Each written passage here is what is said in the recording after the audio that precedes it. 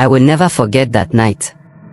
If I try to sleep, I still hear the sound of bones scratching against stone. My name is Tola, and this happened when I was just 16. In our village, there is a story that everyone whispers but nobody believes. They say King Onigun, long before our fathers were born, hid his treasures in a cave somewhere deep inside the forest. He was a powerful king, feared and respected. But they also say he was cruel. Before he died, he commanded that his servants should be buried alive in the cave, so their spirits would guard his wealth forever. Children in the village used to scare each other with the tale. At night, when the moon was bright, we would say, if you listen closely, you will hear the slaves crying from under the rocks.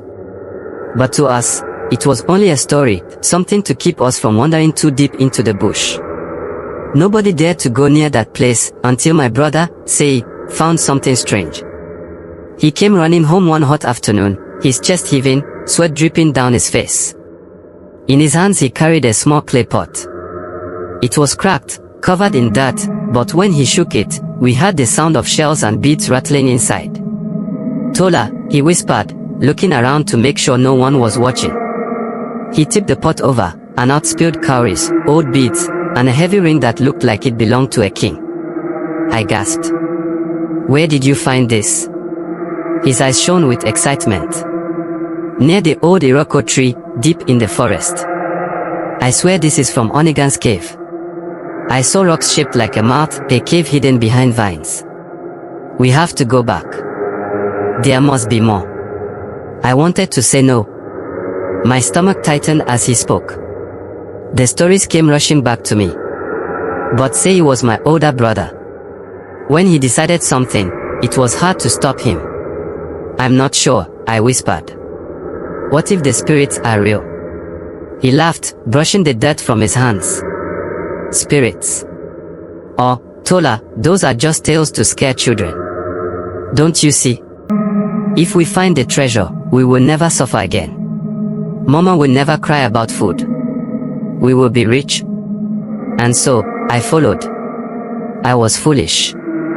That evening, when the sun dipped low and the forest turned dark, we carried lanterns and crept away from the village. The night insects sang loudly, but their sounds only made the silence inside me heavier. We walked for a long time. The path was narrow, roots twisted out of the ground like traps, and the trees leaned over us as if listening. At last, Sei stopped. He pointed to a wall of thick vines and sharp rocks. Behind them was a dark opening, like a mouth ready to swallow us. The cave.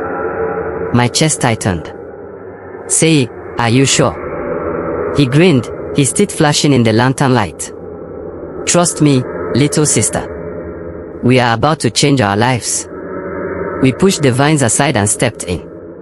The air inside was cold, much colder than outside. My skin prickled as if we had stepped into another world. The walls dripped with water, each drop echoing like a drumbeat.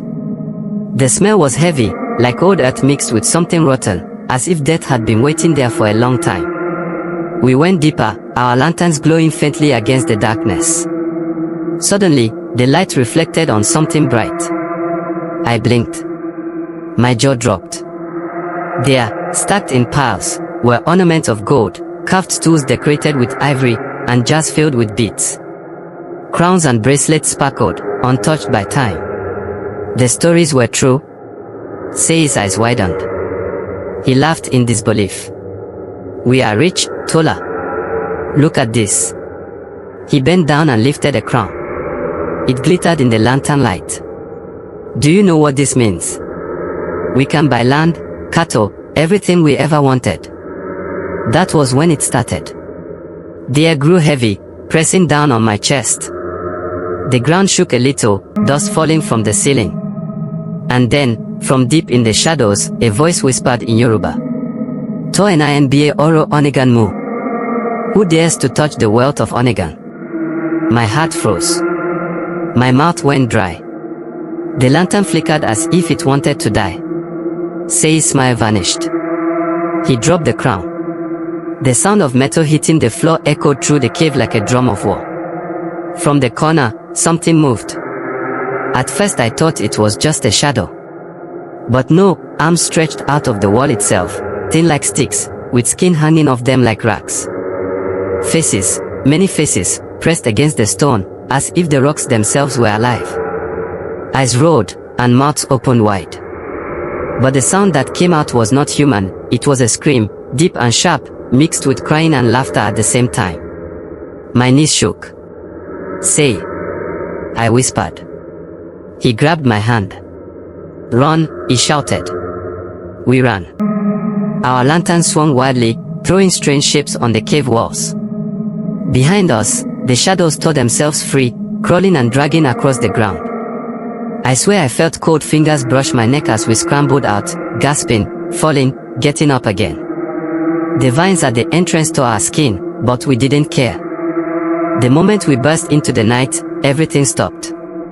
The forest was silent. The crickets sang again, as if nothing had happened. No footsteps behind us. No voices. Just the sound of our own breathing and the blood pounding in my ears. We didn't speak on the way home. Our clothes were torn, our bodies scratched, but we didn't care. The silence between us was heavy, heavier than anything I had ever felt. That night, Say buried the clay pot far from the house. We swore never to speak of it to anyone, not even Mama. But the cave never left us. Sometimes, when the moon is high and the wind rushes through the trees, I hear that whisper again, carried by the wind. Who dares to touch the wealth of Onigun? And when I hear it, I know the cave is still waiting. Waiting for the next fool who dares to enter.